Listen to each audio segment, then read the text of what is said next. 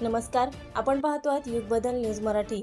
गावातील विकासाची बंद पडलेली कामे चालू करा तथा मंजूर झालेल्या कामाचा निधी खर्च करा। अपंग लाभार्थ्यांना घरकुलासाठी जागा उपलब्ध करून देण्यात यावी अशा विविध मागण्यांकरिता दिनांक 21 फेब्रुवारी 2024 पासून मनसेचे मालेगाव तालुका अध्यक्ष गजानन हरिभाऊ कुटे यांचे पांगरी कुटे ग्रामपंचायत कार्यालय समोर आमरण उपोषण सुरू होते।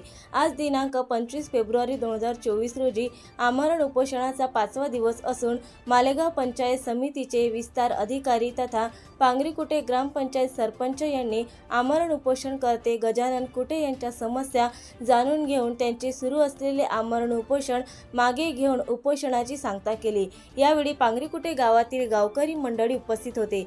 कॅमेरामॅन अनिल इंगळे, मालेगाव प्रतिनिधी, युग बदल न्यूज मराठी। बुधवार दिनांक 21/2/2024 पासून ग्रामपंचायत पांगरी कुटे कार्यालयासमोर उपोषणाला बसलेलो होतो।